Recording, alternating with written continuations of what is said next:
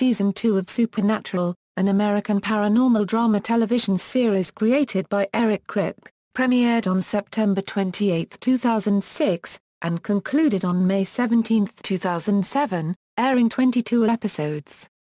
The season focuses on protagonists Sam and Dean Winchester as they track down Azazel, the demon responsible for the deaths of their mother Mary and father John. They attempt to discover the demon's plan for Sam and other psychic children, young adults who were visited by Azazel as infants and given abilities, and whose mothers often then died in a fire. During their travels, they use their father's journal to help them carry on the family business, saving people and hunting supernatural creatures. The season aired on Thursdays at 9:00 p.m. ET in the United States, and was the first season to air on the CW television network, a joint venture of the WB and UPN. The previous season was broadcast on the WB. It averaged only about 3.14 million American viewers, and was in danger of not being renewed. The cast and crew garnered many award nominations, but the episodes received mixed reviews from critics. While both the brotherly chemistry between the lead actors and the decision to finish the main storyline were praised, the formulaic structure of the episodes was criticized. The season was internationally syndicated, airing in the United Kingdom on ITV, in Canada on CITY-TV in Space, and in Australia on Network 10. It was released on DVD as a 6-disc box set September 11, 2007, by Warner Home Video in Region 1. Although the season was split into 2 separate releases in Region 2, the complete set was released October 29, 2007, and in Regional October 4, 2007. The episodes are also available through digital retailers such as Apple's iTunes Store, Microsoft's Xbox Live Marketplace, and Amazon.com's on-demand TV service. Episodes. In this table, the number in the first column refers to the episode's number within the entire series, whereas the number in the second column indicates the episode's number within this particular season. U.S. viewers in millions refers to how many Americans watched the episode live or on the day of broadcast. Production, casting. The writers used the second season to expand upon the concept of hunters, resulting in the introduction of many recurring characters through the hunter-frequented saloon Harville's Roadhouse. Samantha Ferris portrayed Ellen Harville, proprietor of the Roadhouse and an old friend of John Winchester, while Alona Tal played Ellen's daughter Jo. This pair complemented the father-son relationship of the Winchesters in the first year. Ferris believes she was exactly what the producers were looking for, a tough, strong, yet a little maternal actor. Tal's character, on the other hand, was an intended love interest for Dean, and was eventually phased out because she came off as more of a sister figure. Chad Lindberg portrayed the genius Ash, who uses his vast computer skills to track the paranormal. Because the writers felt the character's comical and wacky personality was too unrealistic for the show, he was also removed by the finale. Other characters returned from the first year. Actor Jim Beaver made multiple appearances as Hunter Bobby Singer, an old family friend of the Winchesters. Beaver had expected his first season guest appearance in Devil's Trap to be a one-shot deal, and was surprised when he was asked to return. Adrienne Padalecki reprised her role as Sam's deceased girlfriend Jessica in the alternate reality episode, What Is and What Should Never Be, as did Samantha Smith as Mary Winchester. Smith also made an appearance in a flashback in the penultimate episode, All Hell Breaks Loose, Part 1. And though at first reluctant because of his role on Grey's Anatomy, Jeffrey Dean Morgan returned as John Winchester in the season premiere and finale. However, the character dies in the premiere because the writers worried that having him separated from his sons Sam and Dean spend much of the first season tracking him down would split the show by having him away doing more interesting things than the boys are doing. As a demon, the villain Azazel periodically switches hosts, and was first fully portrayed by Morgan in the first season finale. The reins passed to Frederick Len for the second season premiere, and the show's producers enjoyed his performance so much they brought him back for the 2-part finale. Many factors went into the casting decisions of the season's guest stars. Linda Blair, famous for her role in the horror film The Exorcist, appeared in the episode The Usual Suspects. Though a fan of the show, Blair had turned down a guest appearance in the first season because she did not want to return to horror, having spent years getting a clean slate. This changed after the television series Extra aired a 3-part profile on her acting career and work with animals. It attempted to find a series that would write a role for her as an actor's piece, rather than a cameo. Kripke, a fan of The Exorcist, offered to write an episode specifically for her, and she was really touched when he listened to her request to leave out demons in the storyline. During automated dialogue replacement, Jensen Ackles added in a reference to The Exorcist with the statement, "I could really go for some pea soup."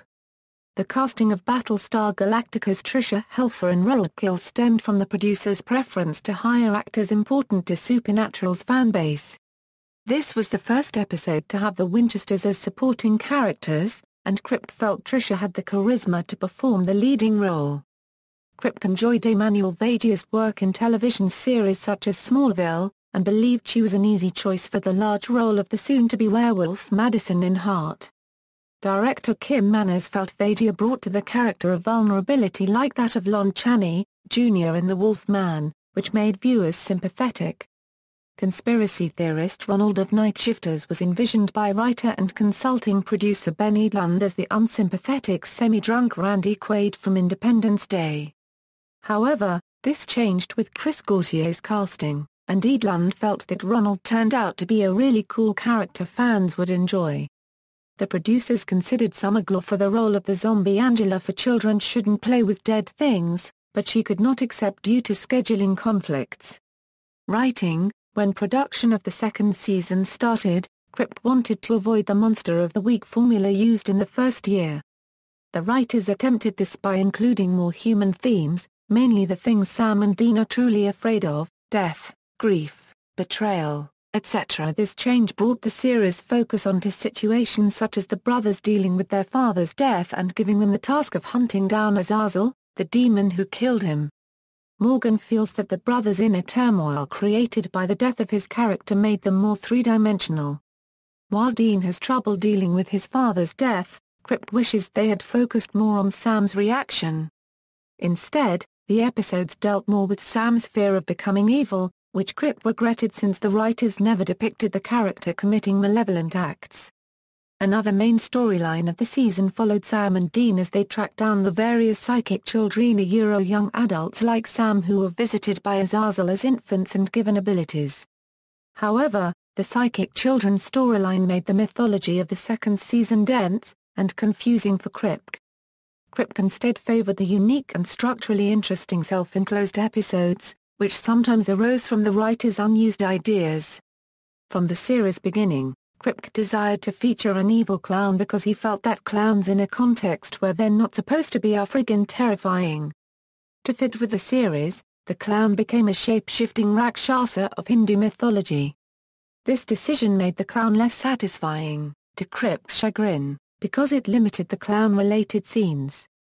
Another element of folklore favored by Kripke was the story of Robert Johnson, which he focused on in his first screenplay as a writer. He found the legend similar to Supernatural, noting, "It's a piece of real-life American history and folklore, it's an American horror story, it takes place on the dusty back roads of rural America, and it's got great music." However, the lore takes place in the early 20th century, and prevented the inclusion of Sam and Dean. To circumvent this, writer Sarah Gamble suggested Johnson's story be made into a subplot detailed in flashbacks, with the Crossroads demon returning in the present to make more deals. Although Gamble envisioned the demon's hellhound as being similar in appearance to a Rottweiler, Kripke felt it would look stupid. The creature was instead made invisible, which Gamble believes gave it a more terrifying presence. Before he entered the television industry, writer and consulting producer Ben Edlund had wanted to pen a meta-fictional script dealing with television production, but decided against it because he did not have production knowledge. He later returned to it for the episode Hollywood Babylon. Edlund decided to have the production staff look like goofballs, and made fun of Supernatural's production staff, the network, and the studio. For example, Comments made by Gary Cole's studio suit character were based on notes from the network and studio for Supernatural during both seasons of production. Other meta-fictional references include a character commenting on the terrible script of Boogeyman, a film written by Kripke. Sam becoming uncomfortable as the studio tour passes the set of Gilmore Girls, a television series in which Padalecki had a recurring role. And Sam proclaiming Hollywood's weather to be positively Canadian. Other stories were developed from simple concepts. For example, the reformed vampire episode Bloodlust was developed to suggest that all monsters should not be killed indiscriminately. The plot alluded to racial issues, but not blatantly. Rather, as Padalecki noted, they explored it in a fun way. The episode The Usual Suspects emerged from the writer's desire to keep the audience guessing. Catherine Humphris pitched a story with a ghost serving as a death omen warning people of future tragedy, rather than trying to kill them, unlike previous ghosts on the series. However, Humphris had trouble developing the script's outline.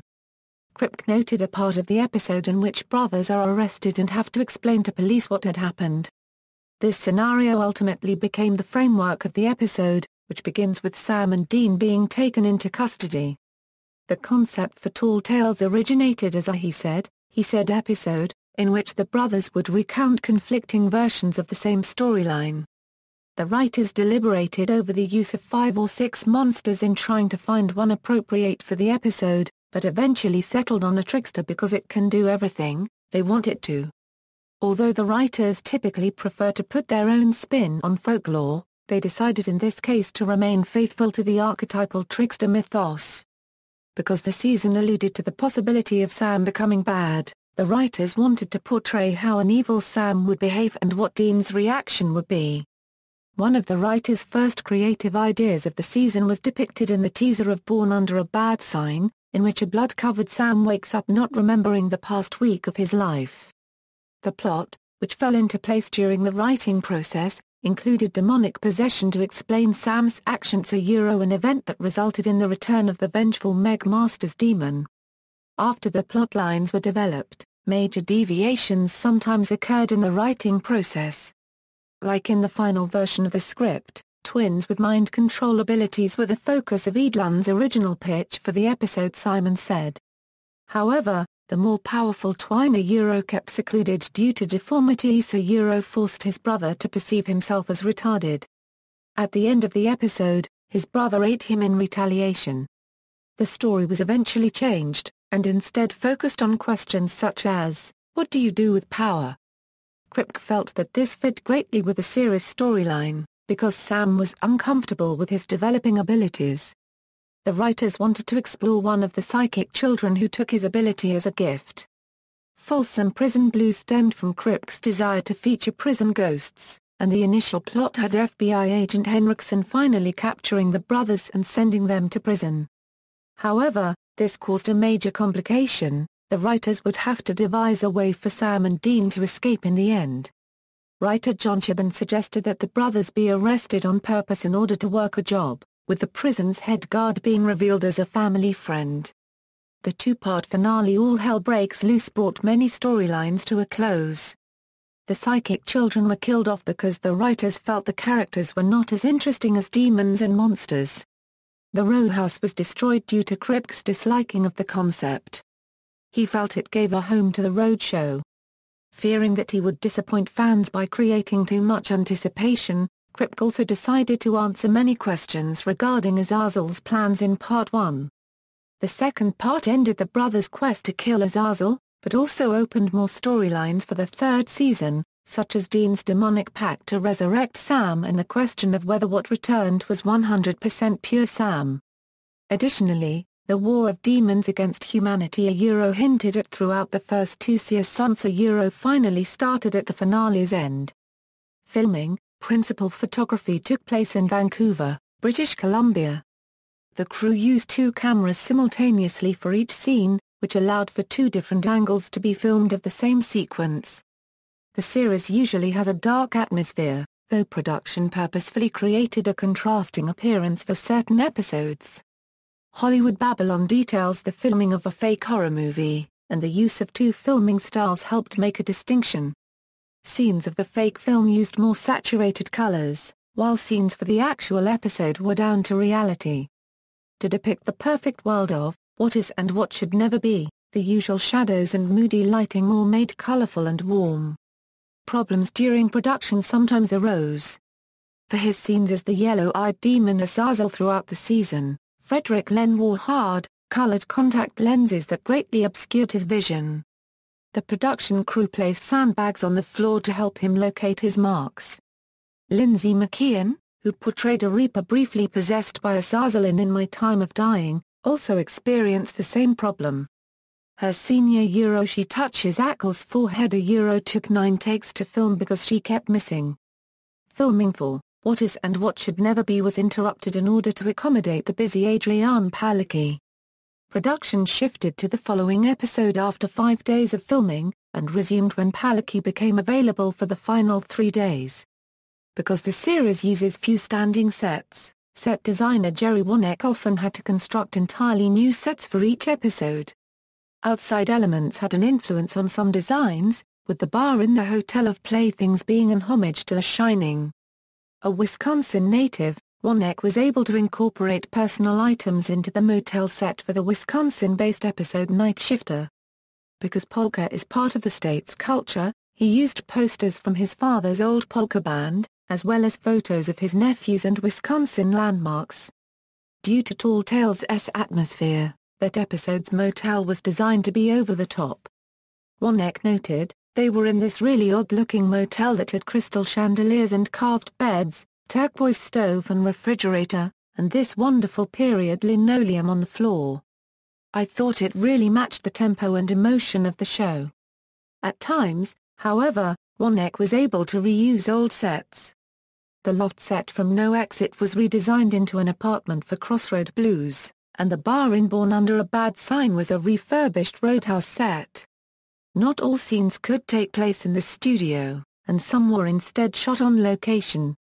The vault scenes in Night Shifter were filmed in an actual bank safe, as production would not have been able to construct one on set. Outside shots were filmed in downtown Vancouver, forcing streets to be closed off. The Crypt of Houses of the Holy was built underneath St. Andrew's Wesley United Church, with plastic used to imitate sculpted stone. Riverview Hospital used as a filming location in previous episodes was used for the premiere in My Time of Dying. It also functioned as a jail in Folsom Prison Blues due to, as Wonek describes, the texture on the walls, the lack of any humanity in the design, and the materials used to build it. However, the prison block was built on a soundstage.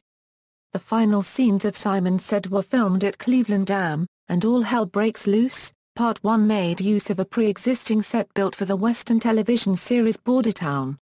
The climax of Part 2 was originally to take place in an actual cemetery, but numerous issues forced production to film the scene in the studio. Music. The mostly synthesized orchestral score of the season was composed by Christopher Lennertz and Jay Gruska.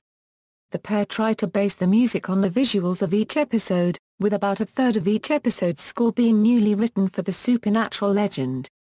For example, when the werewolf's point of view is depicted in Heart, Gruska tried to make the score predatorial. For Roadkill's emotional ending, Lennertz used cello and piano to target the heartstrings and push the tears. The music was supposed to become part of the sinister wallpaper in My Time of Dying. Thus, in the scene involving John Winchester selling his soul to Azazel, Gruska wrote the music as dark and dank, but feels the viewer would only notice the music if it was removed from the scene. Other musical elements were based on aspects of the episode, and often used less conventional instruments. For Simon Said featuring characters with the ability of mind control Gruska tried to make the score more mind-trippy, opting to mainly use synthy, spacey electronica pads to give it a science fiction sound. Toy piano sounds were included in playthings by Gruska to make the score more childlike. Because of the Robert Johnson theme of Crossroad Blues, Lennertz made sure to be specific to Johnson's style when writing the music for the opening scene. A blues guitarist was brought in, and played on a beat-up old acoustic guitar. However, they added in dissonant notes to foreshadow the grittiness to come. Lennertz used organ, drums, bass, and guitar to have a retro bluesy approach for Folsom Prison Blues, mimicking the style of film composer David Holmes. Likewise, he wanted the episode Night Shifter to have a feature film feel, with the score ending up similar to The Bourne Identity. With Linda Blair of The Exorcist guest starring in The Usual Suspects, Gruska used Tubular Bells as an homage to the film's score. In addition to the score, the series makes use of rock songs, with most being selected from Kripke's private collection. Among the many bands featured in the second season are AC/DC, Lynyrd Skynyrd, and Boston. Rock songs are also usually featured in the Road So Far montages at the beginning of select episodes that recap previous events. The premiere used Ted Nugent's Strangehold, and a Coming Soon sequence midway through the season was set to Nazareth's Hair of the Dog. The finale recapped the entire season to Kansas' Carry On Wayward Son. The second season also began the tradition of naming many episodes after classic rock songs, with Kripke preferring Led Zeppelin songs. Effects: the series makes use of visual, special, and makeup effects, as well as stunt work. Beginning with the second season, visual effects became an in-house department. Visual effects supervisor Ivan Hayden feels this improved the series because a fixed budget allowed them to compensate for other scenes that lacked effects, such as in Night Shifter. Wide shots of the bank's exterior featuring closed-off streets, police, and SWAT helicopters were accomplished with visual effects. The series catchphrase "Scary just got sexy" was added to a billboard in the background. For the episode Houses of the Holy, production did not want viewers to be able to determine that the angel was in actuality a priest. Thus, the shape engulfed in light was a girl wearing a skin-tight white leotard. At times, the visual effects used were subtle. Cockroaches were digitally inserted into the sewer scenes of No Exit. Director Kim Manners did not ask for it, but thought the addition made it really creepy. The episode Playthings featured a scene of a man dying after falling downstairs. The department added blood flowing from underneath him, and also made his fingers twitch and his mouth open and close to create a more lifelike appearance. The special effects and makeup departments are also important assets to production. Dean has an out-of-body experience in My Time of Dying, and some scenes feature him looking at his own body in a hospital bed. To forego the use of visual effects, the special effects department sculpted a full gelatin face from Ackles, and applied it to a body double. To depict a woman burning to death in the episode, Simon said, "The actress was sealed inside a full-body silicone designed to look like her, and was doused with fire accelerant. She was required to breathe through a straw, as well as don underwear soaked in ice-cold fire-retardant gel." Prior to Heart, Kripke had not wanted to include werewolves in the series, as he felt that the budget would only allow for a guy with fur glued to his face. As he prefers to have monsters be able to walk among humans, production made the transformation subtly. The character's eyes change, and her canine teeth and fingernails grow. However, writer Sarah Gamble believes that they dropped the ball in the design, feeling that the creature looked too similar to a vampire. Reception: Supernatural had low ratings during its second season. Viewers consisted mainly of teenage girls, with the CW trying to attract more males. It ranked number 216 relative to the position of other primetime network shows. With an average viewership of 3.14 million Americans, the show's future was in doubt at the season's end. Despite this, the series was renewed for a third season. According to Special Forces Soldier Master Sergeant Kevin Wise at a 2007 Supernatural convention, the DVDs most requested by armed forces personnel in Iraq and Afghanistan were the first two seasons of the series. The second season of the series received mixed reviews from critics. Jim Kaz of IGN gave the season an August 10. While at first hesitant of the series, believing it to be another horror-occult hybrid currently igniting ratings, he found the eerie and intricate storylines to overcome the initial impressions of Clear Azalads and Paris Hilton in House of Wax. Praising the cliffhangers and the brotherly chemistry between the lead actors, Kaz deemed Supernatural one hell of a edge-of-your-seat, ball-burner of a series with a forceful script, excellent acting and some fine special effects. Maureen Ryan of the Chicago Tribune thoroughly enjoyed the season, and really liked the Roadhouse. Not understanding why the Roadhouse was not used more throughout the season, she was pretty annoyed when it was destroyed. Ryan also favored the new Hunter characters, especially Ash, and was not thrilled when Ash was killed. Regarding Sam and Dean, she noted the series' ability to hone in on the brotherly conflicts and emotions threaded through a well-plotted Monster of the Week story. While she enjoyed Tricia Helfer's guest appearance, she did not enjoy the stunt casting of Linda Blair and would have preferred a more skilled actress. The season received a grade of a B from Brian Tallarico of UGO, who found it frustrating due to the use of the same predictable formula that did not meet the standards of the first season. Other problems he found included the brothers turning whiny and mopey and taking everything too seriously. However, he believed that the season ended strong. He liked how the main storyline was wrapped up, opening new storyline and noted that there were some excellent episodes.